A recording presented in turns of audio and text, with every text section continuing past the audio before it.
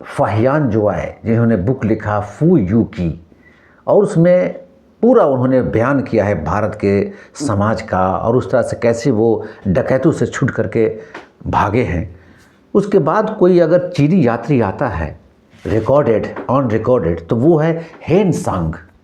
हेन सांग ने आए हैं आप हिमालयन रास्ता से और वो जाता है समुद्र के रास्ता से वापस चीन। आप गौर कीजिएगा जो चीन सागर है उस सागर से वो लौटता है।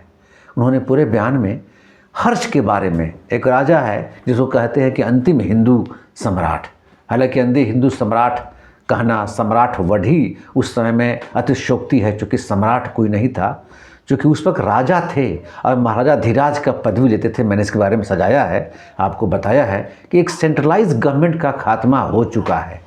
सब राजा हैं, उन राजाओं में सबसे महान राजा हैं तो महाराजा धीराज बोल रहे हैं, सम्राट नाम का कोई प्रश्न नहीं उठता है।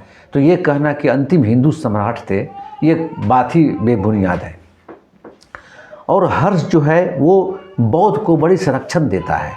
हर्ष जो है आपके हर्ष के टाइम में ही, हर्ष के टाइम में जब ये हेनसांग आते हैं और वो हेनसांग जो है छठे बौद्ध महासम्मेलन होता है उसमें वो जाता है वहाँ सम्मेलन में, और सम्मेलन में जाता है तो वहाँ हर्ष का वो जो पूरा महासभा लगता है उसमें छठा में शामिल होता है और बहुत वहाँ का वर्णन करता है कि मठ में क्या क्या हुआ।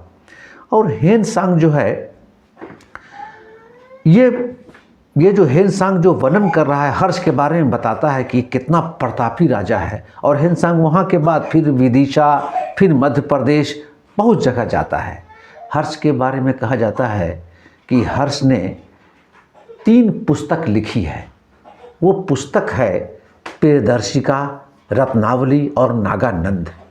ये 3 पुस्तक है, लेकिन उस वक्त समय के टाइम में राजा और प्लस बुक भी लिखे, ये भी अपने आप में संदेह लगता है। पर कई पुस्तकों में, उसके बाद के पुस्तकों में चर्चा है कि हर्ष ने धावक नामक एक कवि को, जो दरबारी कवि थे, कवि को पैसा दे करके ये पुस्तक लिखवाया और अपने नाम पर वो राइटर का नाम लिखवा देता है। और हर्ष जो सम्राट है, जिस तरह से पैसा देकर ये लिखवाया, कई ऐसे रिकॉर्ड है, आप देखेंगे आगे हिस्ट्री में कि कई राजा ऐसे हैं जो रिश्वत लेने देने का भी अपने दरबार में करते हैं। आपने सुना होगा कि फिरोज शाह तुगलक ने एक काम कराने के लिए अपने ही सिपाही को रिश्वत दी थी, आगे आएंगे वो सवाल। तो ये भी एक तरह का पैसा देकर बुक लिखवाने का ये पहला बार एक पर्दाफाश आता है हिस्ट्री में।